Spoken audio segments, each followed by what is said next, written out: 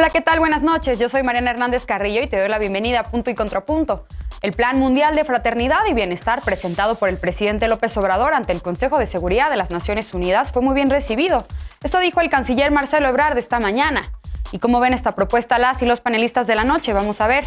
Luego de 5 años se volverá a celebrar la Cumbre de los Líderes de América del Norte. Participarán el presidente de México, Andrés Manuel López Obrador, el presidente de Estados Unidos, Joe Biden, y el primer ministro de Canadá, Justin Trudeau, que hablarán sobre el acceso a las vacunas, fortalecimiento de las cadenas de suministro e inmigración. ¿Qué expectativas hay para esta reunión? Y luego de un año de haber sido detenido en Estados Unidos, el exgobernador de Chihuahua, el priista César Duarte, será extraditado a México. El exfuncionario es acusado de malversación de fondos y cuenta con 21 órdenes de aprehensión en su contra. Estos son los temas que discutiremos esta noche. No te vayas, que ya empieza Punto y Contrapunto.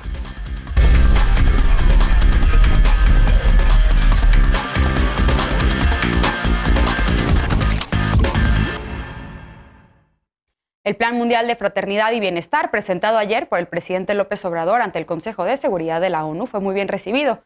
Esta mañana eso informó el canciller Marcelo Ebrard y añadió que hay ya varias naciones interesadas en participar en la elaboración del plan que pretende ayudar a 750 millones de personas en pobreza extrema en todo el mundo.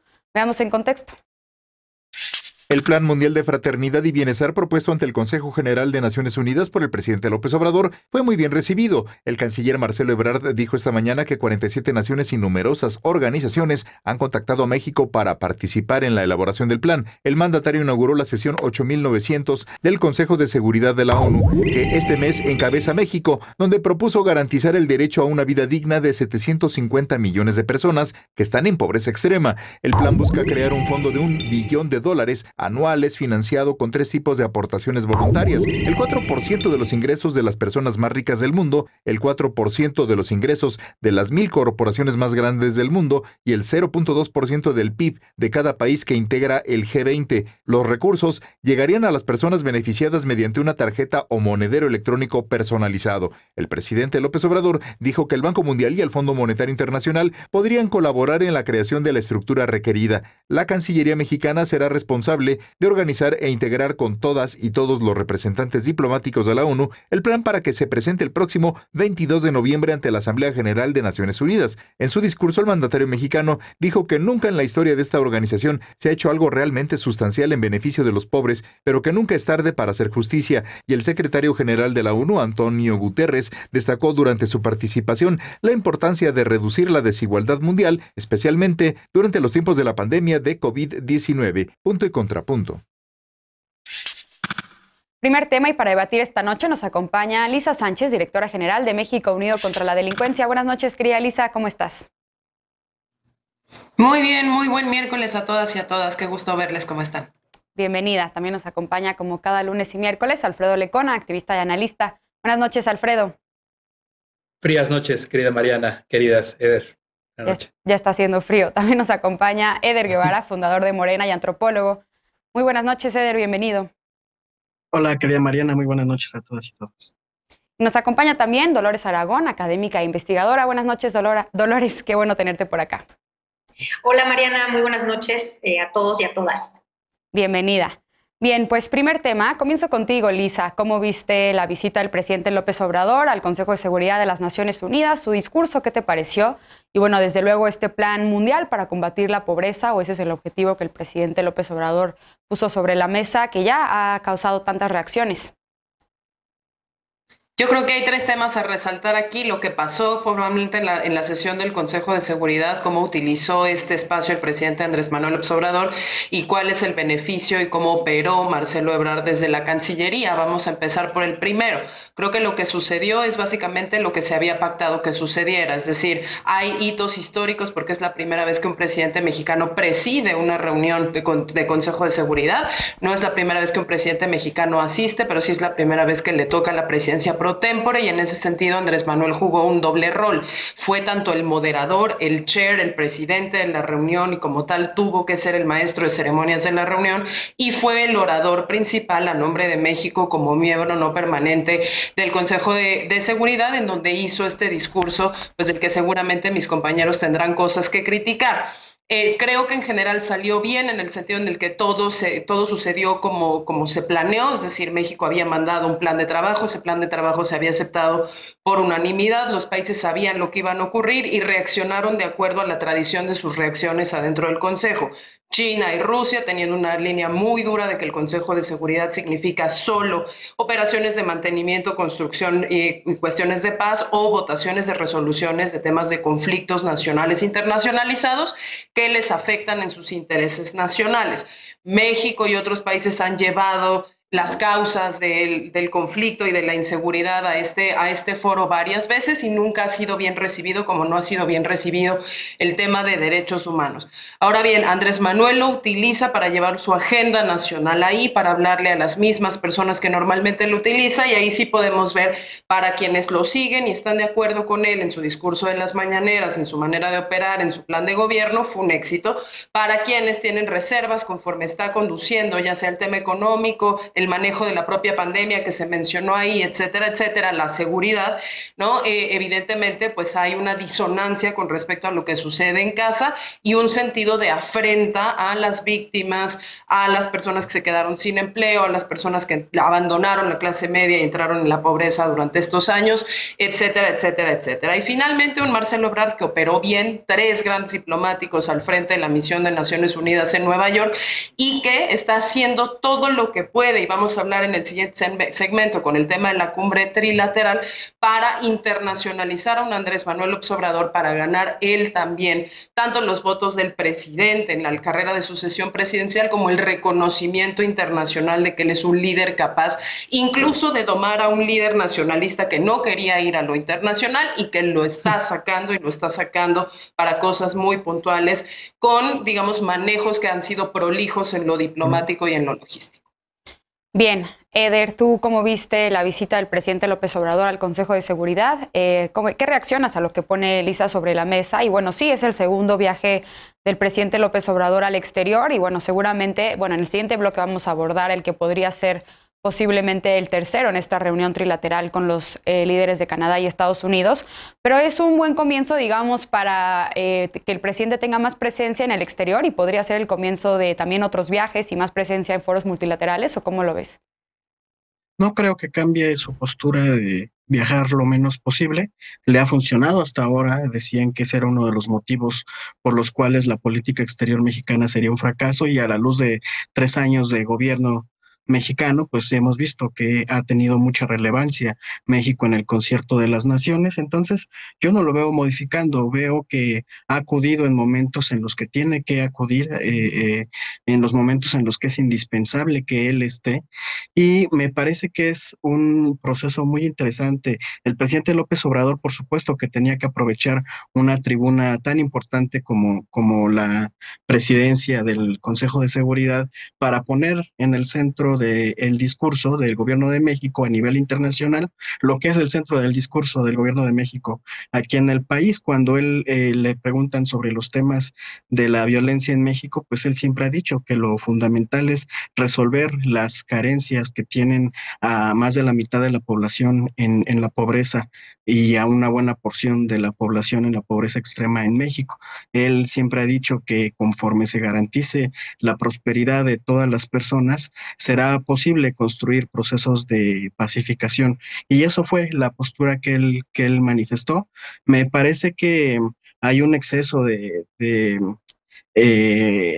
la desesperación, no sé, de un sector crítico que una y otra vez se han equivocado en sus pronósticos de lo que sucederá con la política exterior mexicana, que se burlaron con el discurso que dio cuando el G20 y que se tradujo en el mecanismo COVAX, que se burlaron con el papel tan destacado que tuvo Rocío Nagle en la OPEP más, etcétera, y a pesar de que una y otra vez se han venido equivocando, siguen queriendo manchar un proceso que a mí me parece que es muy positivo para el país. La postura que el gobierno de México está teniendo es reconocida en el mundo, y no solamente por los países que podríamos considerar aliados por su postura progresista, sino por todos los países del mundo. Se refieren a la política mexicana y al presidente López Obrador con mucho respeto. Y a partir de ahí me parece muy interesante que el presidente vuelva a poner en el centro del debate que se puedan establecer mecanismos bien sencillos como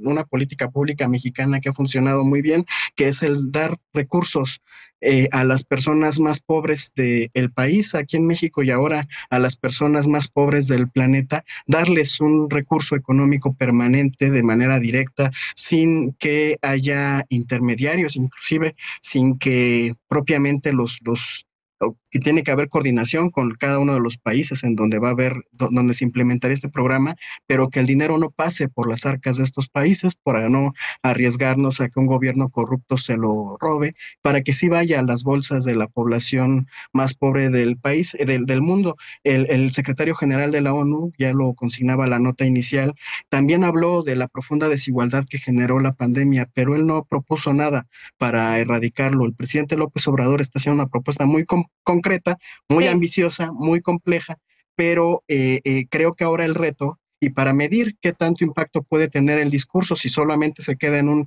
posicionamiento político legítimo o si sí se traduce en un proceso ya concreto, pues eso ya ya dependerá mucho de la operación política, porque en el concurso de las naciones son muchos los intereses geopolíticos que atravesaría un programa de esta magnitud.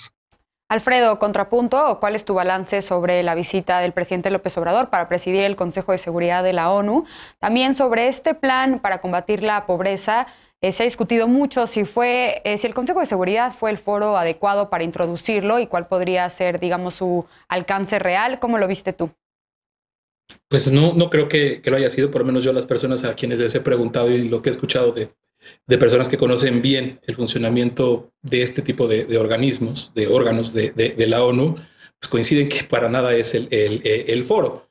Lo que hizo el presidente creo que fue magistral, ¿no? El discurso tomado per se, con todo lo que dijo, haberlo llevado hasta donde lo llevó, haber ocasionado todo este tipo de reacciones que mueven los sectores que se suelen mover cuando el presidente habla de todos los temas que llevó ahí, sin ninguna sorpresa, sin nada que fuera realmente impactante por lo viable, ¿no? Que yo creo que esa es la primera parte que le reconozco al presidente, que tiene esa habilidad de crear en la imaginación de todas las personas que lo siguen, que lo quieren, que lo apoyan, pues esta visión para confirmar lo que él mismo ha hecho, que por cierto no ha funcionado. Que por cierto, ir a hablar de pobreza, de desigualdad y de consecuencias con lo que hemos estado viendo aquí, nada más aquí hemos platicado en las últimas semanas de los efectos de la prisión preventiva oficiosa que su gobierno impulsó, que sus legisladores aprobaron, y el impacto que está teniendo con personas que viven en situación de pobreza y que terminan en prisión. Eso nada más para decir una de tantas cosas que aquí, que se han presumido mucho, que se dicen mucho acá, se reiteran todos los días, ahora se llevan a una tribuna internacional con el peso del Consejo de Seguridad, pero creo que todo queda en eso, en discurso, en reafirmarse a sí mismo, en dar materia para poder seguir hablando cada que salga, ¿no? Es un muy bonito comodín tener este planteamiento cada que haya alguno de los miles de cuestionamientos sobre política exterior y sobre temas de desigualdad y de inseguridad, pero bueno, esto de poder llevar a la imaginación de quizás incluso no nada más nacionales, sino de muchas otras personas, la idea de que las riquezas, que a ver quién va a obligar a las riquezas, sobre todo cuando entiendo que es algo que dice el presidente que tiene que ser voluntario, van a hacer aportaciones y que países van a renunciar a un porcentaje del PIB para hacer tarjetas de transferencias directas, digo, queda en eso, y creo que es política doméstica llevada a un foro internacional, y al presidente en sí mismo, a Andrés Manuel López Obrador, le sirvió y lo hizo, creo que bastante bien. Dolores, ¿tú coincides con esta lectura o qué balance haces sobre la visita del presidente al Consejo de Seguridad? Y también, ¿qué tan viable es efectivamente este plan que propuso por allá? Se va a presentar formalmente ante la Asamblea General de la ONU y bueno, ahí veremos los detalles y también más apoyo o menos respaldo de la comunidad internacional y también pues cuáles serían, digamos, las formas para operarlo.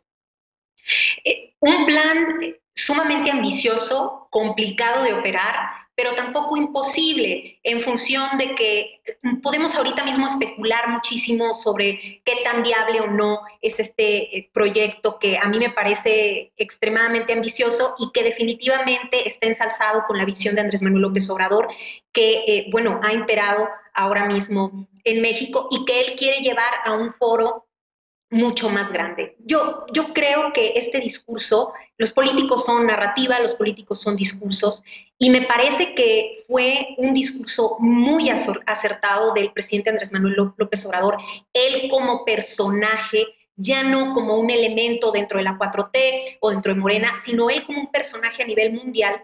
Y cómo quiere también el presidente ganar adeptos, o esa es su forma para ganarse adeptos en otros países, a lo mejor en otras naciones, etcétera, etcétera. Y por supuesto siempre teniendo al centro en su discurso la pobreza, la lucha anticorrupción, y atravesado también por la cuestión latinoamericana, ¿no? Lo hemos visto cuando pone ejemplos, por ejemplo, de programas sociales que su mismo gobierno ha venido apoyando a países sudamericanos. Evidentemente, si hacemos un balance, vamos a darnos cuenta de que son insuficientes, porque la pobreza es demasiada la que hay en México y en el mundo, es insuficiente, o sea, no puede haber recursos para todos, ¿no? Pero sí me parece que él mismo se está posicionando ya como un personaje internacional. Y me parece que también estos foros, aunque no tenga un impacto a lo mejor directamente, y aunque otros personajes puedan enojarse incluso de la política internacional,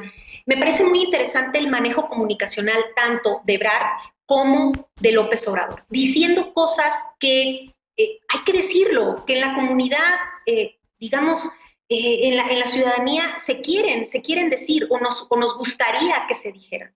En ese sentido yo creo que han sido muy hábiles. Ahora, en cumplir esas promesas es muy difícil. Es sumamente difícil, y es algo que no se puede hacer en un año, que no se puede hacer en un sexenio. Entonces, esa parte también me parece muy hábil cómo López Obrador ha centrado todo su discurso en la lucha anticorrupción, por ejemplo, en esta cuestión del modelo neoliberal, sigue con esa crítica. Dice, es corrupción que tribunales castiguen a quienes no tienen con quién comprar su inocencia y protejan a los potentados y grandes corporaciones. Sí, una crítica durísima a todos los países ricos y poderosos en este momento. También esta frase que mencionó, que a mí me pareció durísima también y políticamente incorrecta. Bien. Que despertaran de su letargo, ¿no? Duro discurso que evidentemente lo posiciona como un personaje que va a seguir dando mucho que hablar. A ver, Lisa y Eder levantaron la mano. Primero Lisa y luego Eder. Adelante, Lisa. Rapidísimo, 3 puntitos. Naciones Unidas, como no es un órgano supranacional en el sentido de un gobierno supranacional, no tiene necesariamente las facultades del secretario general, como sí tienen los jefes de Estado de los Estados miembros de Naciones Unidas. Entonces tampoco hay que demeritar el liderazgo de Guterres, que él mismo fue primer ministro de Portugal. Segunda cosa que me parece que es bien importante es esto evidentemente se va a traducir en una resolución de Asamblea General, y ahí vamos a ver cuáles son las adscripciones. Dicen que tienen 40, se va a necesitar una mayoría y un proceso con una técnica espectacular, muy importante, que va a tardar mucho tiempo, y ahí vamos a ver si esto es materializable o no es materializable. De entrada, por la historia de Naciones Unidas, no es materializable, porque lo que menos se ha implementado en todas las resoluciones de la ONU es el tema de dinero. Y tercero, interesantísimo, 2 cosas del discurso de Andrés Manuel López Obrador. Una, que toma partes textuales del Pacto de Derechos Económicos, Políticos y Sociales, después de 2 semanas antes haber hecho una crítica muy importante a los derechos de cuarta generación. Y segundo, que habló directamente de que la seguridad no es la ausencia de conflictos, sino es una cosa muchísimo más grande, que no se puede tratar con el tema de poderío militar, cosa que sabemos perfecta y absolutamente bien que en este país está manteniendo una política fallida que lleva ya 3 sexenios, y ahí estuvo la credibilidad de México en varias respuestas de otros países, por ejemplo, como Francia. ¿Y qué otro reto sobre lo que mencionas de que se va a materializar como una resolución, en todo caso de la Asamblea General, es que estas resoluciones pues no son jurídicamente vinculantes para los estados, y ahí hay otro reto todavía mayor? Eder, adelante. Sí, definitivamente lo difícil va a ser la implementación. En caso de que haya una resolución, implementarlo será un tercer reto y me parece que es muy complicado. Coincido con Lisa que dada la historia de la ONU, lo más probable es que no salga. Y solo decir que lo que el presidente llevó a la Asamblea del Consejo de Seguridad fue una propuesta que acá está dando resultados muy concretos, que es la de darle pensión a las personas más pobres del país. Justamente porque ha dado resultados es que todos los pronósticos de la oposición para este momento de la pandemia no se cumplieron. No tenemos los más de 90 millones de personas en pobreza que vaticinaba la academia. No tenemos los saqueos y las personas muriendo de hambre como pronosticaba la oposición, gracias a estos programas de apoyo directo a la población más empobrecida del país. Eso es lo que llevó y no otra cosa el presidente López Obrador, y con esa calidad moral de estar implementando él aquí en México una política pública concreta, fue que se presentó ante el Consejo de Seguridad. Coincido con Lisa, lo más seguro es que no salga, dependerá mucho de las habilidades políticas del equipo de Cancillería y por supuesto de la voluntad política de las naciones. Supongo que también en la reunión de Norteamérica habrán de discutir la viabilidad de este proyecto y de otro proyecto que también es la exportación de una política pública mexicana que es Sembrando Vida para Centroamérica, pero eso ahorita lo hablamos. A ver, tenemos tiempo todavía para una última intervención, un contrapunto. A ver, Alfredo. Yo diría que ya debatimos aquí que la pobreza se ha incrementado, que no es digo, tomar como referente que los pronósticos de alguien o alguien de la oposición no se cumplieron por saqueos y demás, pues digo, es una vara innecesaria cuando hay datos, cuando hay mediciones, cuando tenemos al Coneval, cuando tenemos cuando ya lo hemos hablado acá, como está precisamente comprobado que la pobreza sí incrementaron las personas, pues ya lo aclaramos incluso alguna vez en este mismo espacio, pero digo, bueno, realmente es que todo esto nos lleva a seguir hablando de lo mismo, porque es política doméstica internacionalizada, es una mañanera internacionalizada que yo digo, creo que solo se los he escuchado a ustedes como verle el beneficio de la duda de que en una de esas pudiera pasar. Yo la verdad no creo que estemos ni medianamente cercanos a algo así. Bien, pues a ver, vamos a seguir hablando justamente en el siguiente bloque sobre la presencia de México en el exterior y vamos a por lo pronto a una pausa. La próxima semana se realizará la cumbre trilateral México, Estados Unidos, Canadá. 3 temas dominan el encuentro: la crisis sanitaria, el fortalecimiento de las cadenas de suministro y la migración. ¿Habrá avances? ¿Podrán impulsar medidas efectivas? Regresamos con este tema, punto y contrapunto, no te vayas.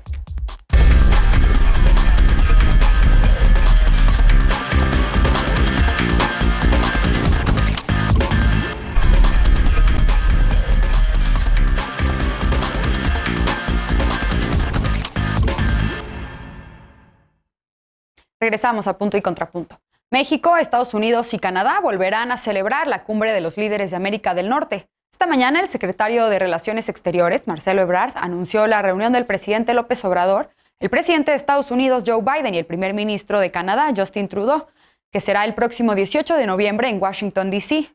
La última vez que se realizó esta cumbre fue en 2016, cuando acudieron el entonces presidente Enrique Peña Nieto, Barack Obama y Justin Trudeau. Según el canciller, el diálogo de este año priorizará 3 temas. El primero, por supuesto, será la crisis sanitaria y el acceso desigual a las vacunas, medicamentos y tratamientos contra la COVID-19. El segundo, el fortalecimiento de las cadenas de suministro entre los 3 países con una visión justa, equitativa e incluyente. Y el tercero, la migración y el desarrollo regional. Ebrard añadió que entre los asuntos que México propondrá está la cooperación para el desarrollo del sur de México y Centroamérica con programas como Sembrando Vida y Jóvenes Construyendo el Futuro, así como la inversión en México a través de la integración económica de los 3 países. Además de esta reunión, habrá un diálogo individual, tanto con el presidente Biden y con el primer ministro Trudeau. Bien, este tema lo inicio contigo, Eder. ¿Cómo ves esta cumbre de líderes entre México, Estados Unidos y Canadá, que no se llevaba a cabo, como ya lo decía yo hace unos momentos, desde el 2016? ¿Celebras que se realice nuevamente? ¿Qué prioridades destacarías en la agenda? ¿Y qué esperar sobre, digamos, el rumbo y la integración de América del Norte? Es bien interesante, es el primer encuentro que se da entre estos tres mandatarios de forma conjunta. Por supuesto que celebro que se lleve a cabo, creo que a partir de ahora deberían ser, regresar a la cotidianidad. Marcelo Ebrard nos dijo que la próxima sería en 2023 aquí en México. Me parece también que el momento en el que se da es un momento muy importante porque los tres países ya están en pleno en el proceso de recuperación económica y por lo tanto es un buen momento para impulsar los acuerdos del nuevo Tratado de Libre Comercio, pero también darle ya operatividad a las propuestas que el presidente López Obrador ha marcado desde hace un rato, como cambiar el perfil de la política migratoria de Norteamérica con respecto a los países de Centro, Sudamérica y del Caribe. Me parece que ese es uno de los temas más importantes, pero que está atravesado como cualquier otro tema, el de seguridad. Ahorita cualquier tema va a estar atravesado por el asunto de la pandemia y Marcelo Ebrard hoy anunció, ya lo habían comentado en otro momento, que se va a impulsar un mecanismo para que cuando llegue una nueva pandemia, esperemos que dentro de mucho tiempo, pero para cuando eso suceda, la unión de los tres países de Norteamérica permita responder de otra forma distinta como sucedió en esta ocasión. Es lo mismo que con el segmento anterior, está muy interesante la idea, como también está muy interesante la propuesta de fortalecer un solo bloque de América Latina y el Caribe para poder negociar con Norteamérica. Sin embargo, el tema es cómo se va dando operatividad a todo ello y por eso es muy importante y es necesario que se den estos encuentros entre mandatarios para que ya se vaya dando una ruta para la realización de todos estos proyectos. Me parece que es muy interesante en el contexto en el que, como ya lo consignábamos hace ratito, incluso la ONU está hablando de la desigualdad que provocó el neoliberalismo en la etapa pandémica. Es muy interesante que se pueda dar este diálogo entre tres presidentes que al menos en el discurso asumen una postura progresista y una postura post-neoliberal. Y entonces eso me gustaría verlo reflejado ya en acciones más concretas, que se salga un poco del discurso. Alfredo, ¿tú qué prioridades ves en la agenda trilateral rumbo a este encuentro de líderes de América del Norte? Se van a tocar temas, digamos, que en otros encuentros no se han tocado, importantes para México, como lo es el fenómeno migratorio. ¿Cómo llega a México a este encuentro?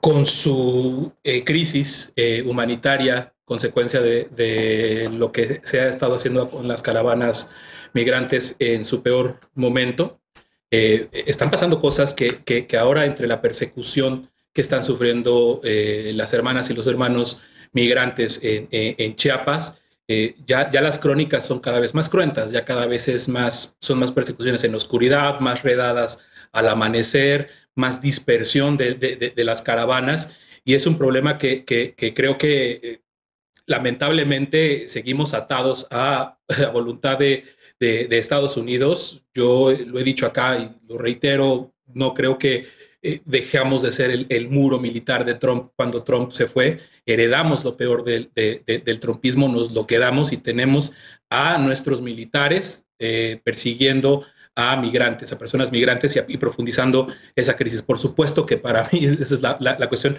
más importante que tendría que hablarse. Es cierto que hay una visión compartida de desarrollo en los países de Centroamérica para poder mitigar el proceso, el fenómeno migratorio desde sus causas, por lo menos en todo lo que hemos visto, incluso de Estados Unidos, en las comunicaciones, en las reacciones, con el discurso del presidente López Obrador. Ahí sí hay una sincronía en el diagnóstico de que se tiene que atender lo que pasa en los países que están huyendo, donde están huyendo y donde vienen las personas que entran a nuestro país, pero sí tiene que ser ya el momento de que pare esta crisis tremenda que se está viviendo en nuestras fronteras.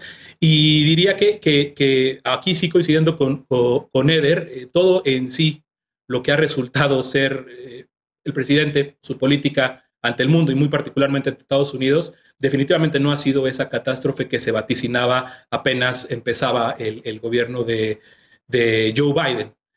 Es una relación, creo que yo veo una relación muy vigorosa en intercambios, en cosas de un presidente que responde de una forma, hablando del presidente López Obrador, de reacciones en Estados Unidos, hasta nombramientos. Yo la otra vez le escuchaba a Ricardo Rafael un buen análisis sobre la presencia de Ken Salazar, ¿no? De su nombramiento, sí, y de las verdaderas cosas que podrían ahí estarnos diciendo los estadounidenses con el tema que preocupa a muchas personas, sí, allá y acá, de la reforma eléctrica, ¿no? Entonces creo que son los temas que bajo la mesa de lo que podamos ver son los que vigorosamente van a estarse hablando, y especialmente el de migración, que deberían de estarse.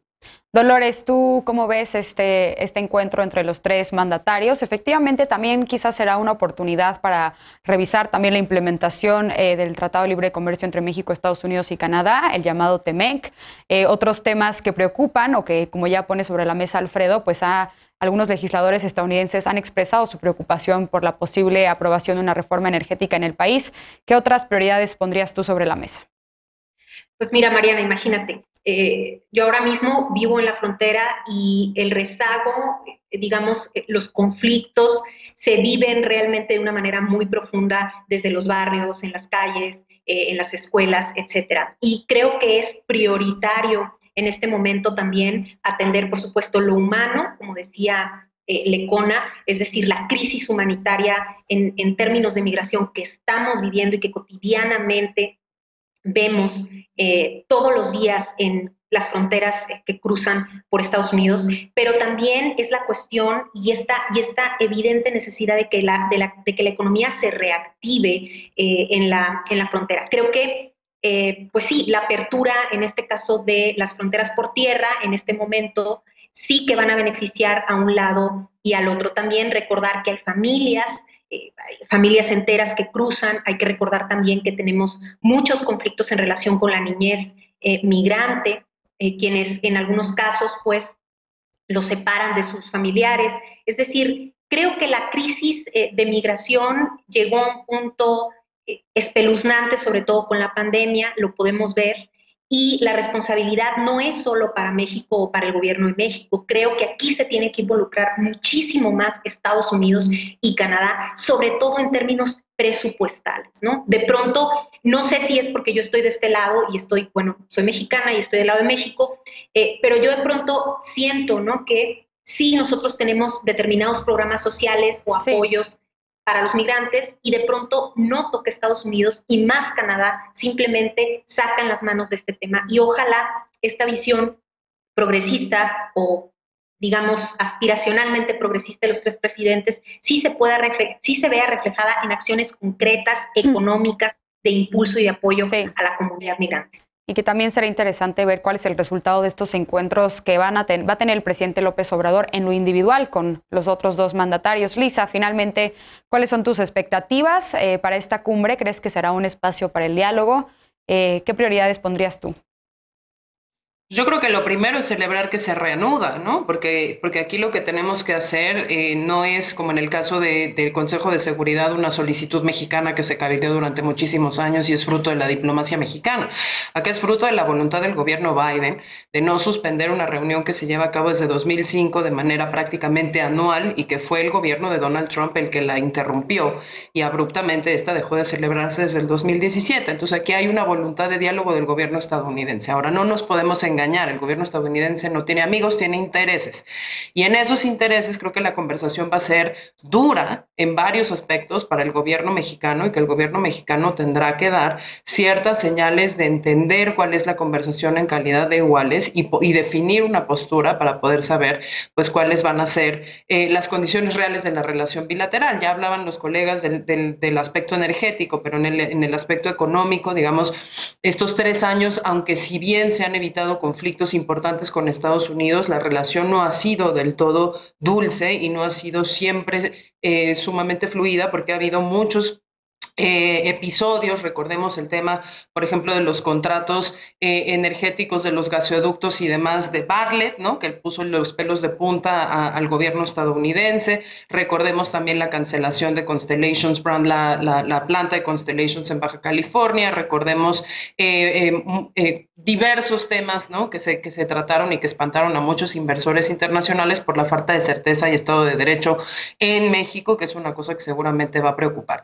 Y lo mismo, otro de los temas que está ausente de la agenda, que estuvo ausente en la reunión de 2016, pero que siempre es un tema permanente y perpetuo en la relación trilateral, es el tema drogas, sabiendo además que desde la última vez que se reunieron mucho ya cambió, tanto en Canadá como en Estados Unidos, y que entonces México no tendría por qué seguir esperando y manteniendo, digamos, una política basada en no solo la guerra de hace 2 sexenios, sino también en una posición moralista de este presidente que detesta a las personas que usan drogas, que lo ve como un tema de corrupción moral del ser, de las familias y de las sociedades, pero que no está viendo que Canadá desde el 2014 ya avanzó un mercado nacional de cannabis regulado, que en Estados Unidos hay una presión tremenda por romper la prohibición a nivel federal y que ya más de la mitad de sus estados tienen alguna forma de cannabis legal, y ya tiene un puñado de estados que han incluso despenalizado sustancias como la psilocibina, anteógenos, distintas, digamos, como sustancias en estados como Oregon, incluso se ha despenalizado todas las sustancias, y entonces acá, pues esto sin duda alguna lo vamos a tener que gestionar, porque con Estados Unidos y con Canadá, que Canadá parece que siempre es como muy amigable, pero en temas mineros y en temas de drogas, Canadá no es necesariamente amigable. Sí. El tema de fentanilo nos ha puesto a los militares en los puertos. Entonces vamos a tener que ver cuál ha sido el avance de las políticas de drogas en estos dos países, cuál es el espacio que tiene México para negociar eso y realmente cómo se van a trabajar temas torales y permanentes entre los 3 países. Un tema muy importante, desde luego. Ya no tenemos tiempo para réplica, Eder, porque se nos fue el tiempo del bloque, pero vamos a darle seguimiento, desde luego, a este encuentro y lo analizaremos por acá. Por lo pronto vamos a una pausa. Ni perdón ni olvido en el caso de César Duarte, eso subrayó la gobernadora de Chihuahua, Maru Campos. Una jueza aprobó la extradición del exgobernador, aunque aún puede apelar esta decisión. Con esto regresamos a Punto y Contrapunto, no te vayas.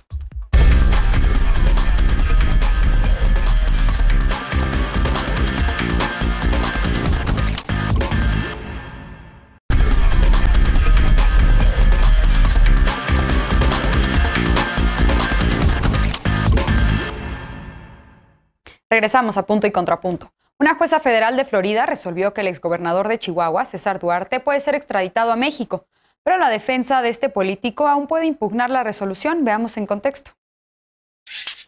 Este lunes, una jueza de la Corte de Florida estableció que sí procede la extradición de César Duarte a México. Duarte, que gobernó a Chihuahua de 2010 a 2016, permanece detenido en Estados Unidos desde julio de 2020. La detención se dio por la orden de aprehensión girada en octubre de 2019 por su probable responsabilidad en los delitos de peculado y asociación delictuosa. En total, Duarte tiene 21 órdenes de aprehensión en su contra, 20 solicitadas por la Fiscalía General del Estado de Chihuahua y una más por la Fiscalía Especializada en Delitos Electorales. Según una investigación realizada durante el gobierno del panista Javier Corral, durante su administración Duarte desvió al menos 6,000 millones de pesos a 2 empresas de las que es socio mayoritario. También se le acusa de haber endeudado al Estado por más de 48,000 millones de pesos. En el ámbito federal, es presunto responsable del desvío de 250 millones de pesos para campañas políticas del PRI. La jueza Lauren Lewis señaló que Duarte es extraditable por los delitos de conspiración y malversación de fondos gubernamentales, de acuerdo con el tratado de extradición vigente. Agregó que existe causa probable para creer que el expriista cometió los delitos imputados en la denuncia de extradición. La defensa de Duarte tiene 60 días naturales para presentar la apelación ante las autoridades estadounidenses, quienes a su vez tendrán 30 días para resolver. La gobernadora de Chihuahua, la panista Maru Campos, dijo que no habrá perdón ni olvido y que se actuará conforme a la ley. Durante el gobierno de Corral, Campos fue acusada por supuestamente haber recibido sobornos del gobierno de Duarte, pero en vísperas de rendir protesta como gobernadora, las autoridades desistieron de las acusaciones. Punto y contrapunto. Último tema de la noche, empiezo contigo, Alfredo, que sí procede una extradición para el exgobernador priista César Duarte, dijo la jueza de Florida. ¿Qué implicaciones puede tener esto para el proceso judicial que enfrenta el priista en nuestro país? Y bueno, ¿qué tan viable es? Hay una posibilidad de que él pueda apelar esta decisión, desde luego, pero ¿qué posibilidades ves tú para este caso? Sí, digo, y más allá de eso, es una muy buena oportunidad para poder voltear a ver el caso Chihuahua, porque parece hoy con todo lo que hemos vivido en los últimos meses, el último año en torno a Emilio Lozoya, que la única corrupción que existía o de la cual se apoyó el PRI para poder llegar y para poder financiar sus campañas y para poder hacer sus pactos oscuros fue a través de Odebrecht, pero ahí hay cosas bastante bastante más grandes, bastante más complejas, que no están tocando a todos los personajes como debería, y Chihuahua fue una puerta muy grande o muy importante para esto, ¿no?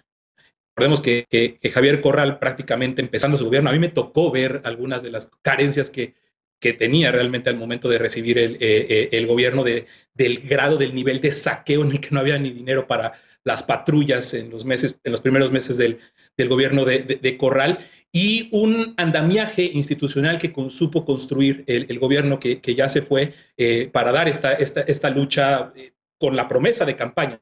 Corral sí dijo en campaña que iba a aplicar, que iba a caer el peso de la justicia sobre César Duarte, y a la lentitud de lo que ha sido la fuga, las complicaciones que puso el gobierno de Enrique Peña Nieto, y por fin, ya con este gobierno, cuando se pudieron avanzar las cosas en torno al caso, hay que voltear a ver a varios y a bastantes personajes. La Operación Zafiro, para hablar del financiamiento de las campañas del PRI, con desvíos en estados, nos data de 7 estados donde, como bien dice la nota, hasta 650 millones de pesos pudieron haber sido desviados.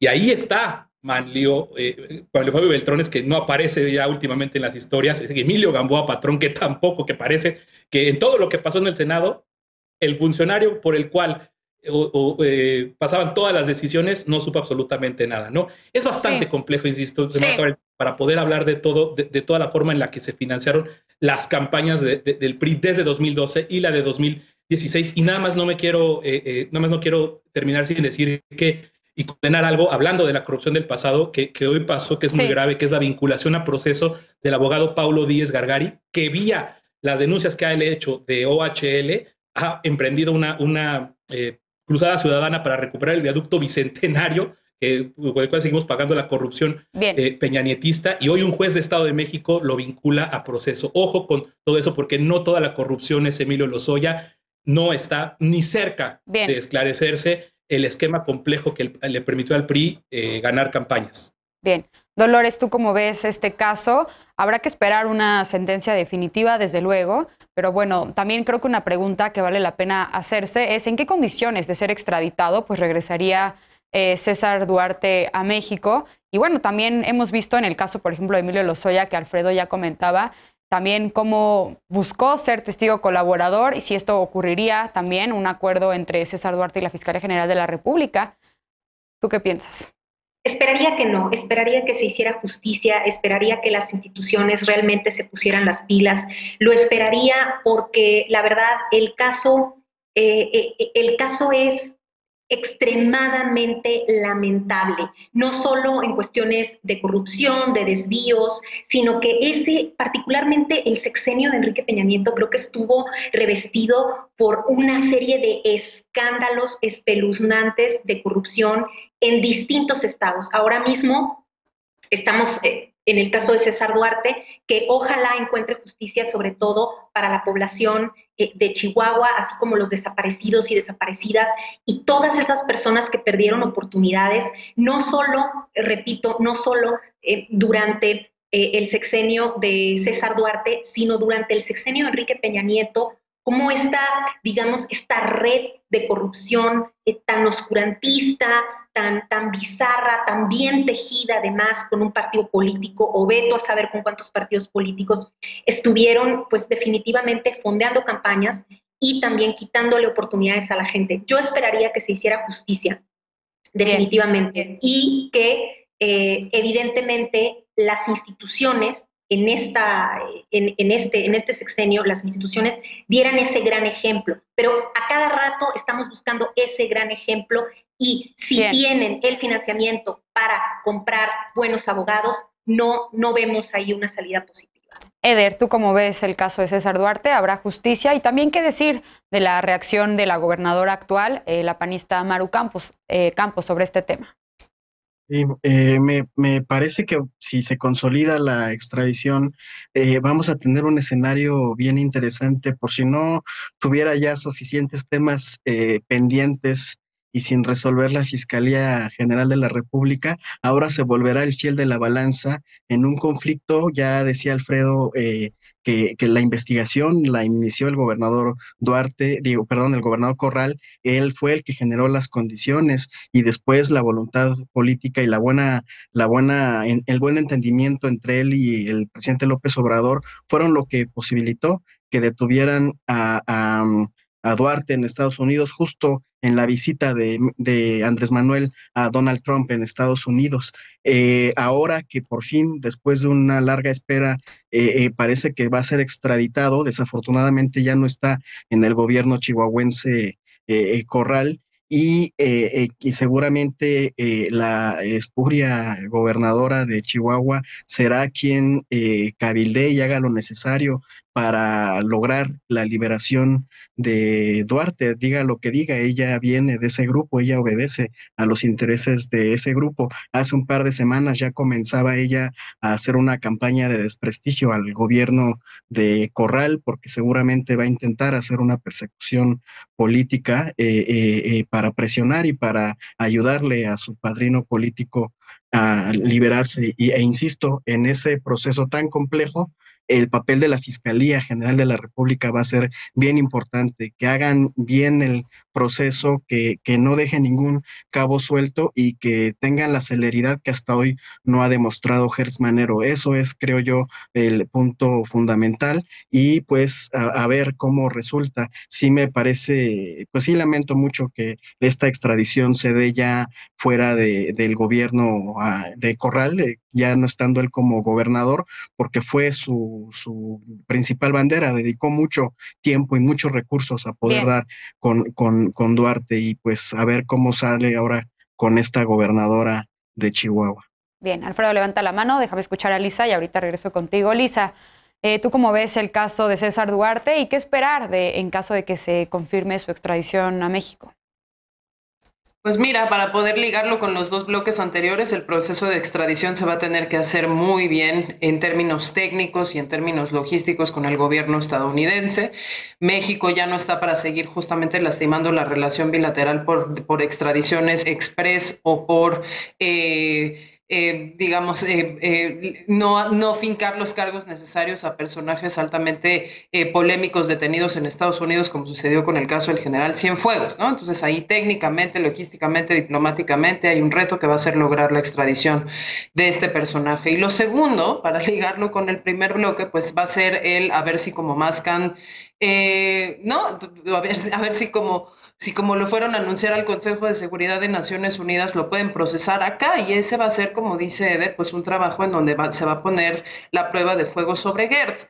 ¿Y por qué se va a poner la prueba de fuego sobre Gertz? Por dos cosas: por la incapacidad de la Fiscalía de realmente integrar carpetas de investigación sólidas, llevar procesos y lograr sentencias condenatorias con evidencia sólida, sin hacer un uso o faccioso en la justicia o un sobreuso de la prisión preventiva oficiosa, incluso el derecho del enemigo, ¿no? Pero por el otro lado también va a ser una prueba de fuego para saber si ya realmente superaron, ¿no?, los problemas de ego que tenían Santiago Nieto y él, y su mala relación de no colaboración y de no sincronía entre la Unidad de Inteligencia Financiera y la Fiscalía General de la República, porque como dijeron mis compañeros, la UIF fue fundamental para poder trazar las redes de complicidad de todo este lavado de dinero, de todo este peculado, de esta malversación de fondos, del vacío de las arcas estatales, pero al final del día, pues nada de lo que entregaba la UIF, se procesaba de manera diligente y sobre todo de manera oportuna en la Fiscalía General de la República, y eso incluye casos tan grandes como este. Ojalá que no se les caiga de la misma manera que se les cayó Lozoya, y bueno, lo demás que queda de tiempo, por favor, para mi colega Alfredo. Así es, Alfredo, finalmente para cerrar el bloque y el programa. Gracias. Yo coincidiendo con lo que decía Eder, es importante el personaje, por supuesto, de Maru Campos, porque fue ella misma denunciada por el gobierno de Corral de ser parte de las triangulaciones y de los desvíos.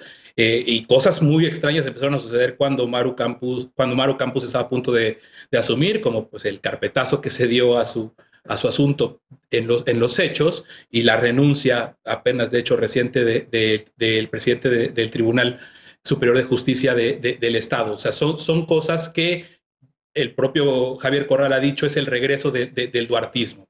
Entonces, aguas con el personaje de Maru Campos porque además empezó tomando protesta diciendo que va a dar carpetazo a los 11 años más oscuros de nuestra historia.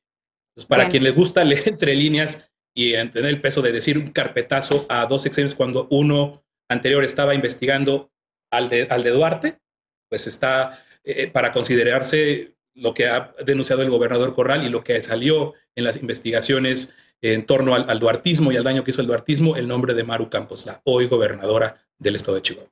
Pues vamos a ver qué pasa con este exgobernador y si se confirma o no su extradición. Estaremos pendientes y dándole seguimiento. Vamos a una pausa y regresamos con la paparrucha de esta noche. Y para despedirnos de las y los panelistas, no te vayas.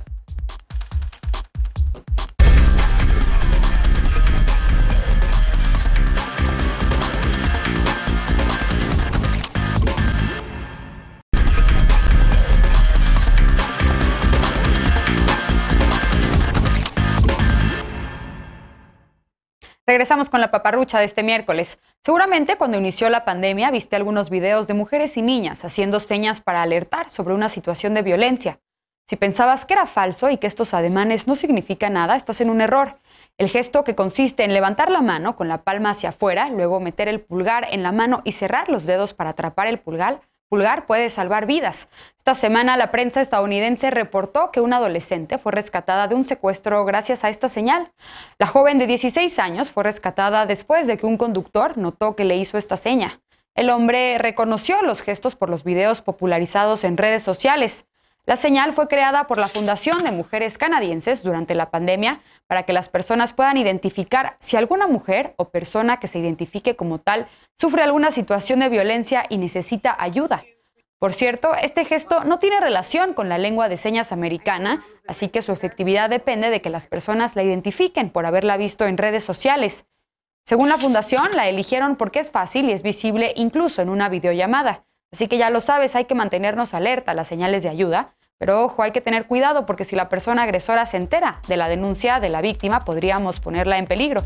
Recuerda que seguimos en pandemia, así que si sales, por favor, utiliza cubrebocas, mantén la sana distancia, ventila los espacios cerrados y vacúnate cuando te toque.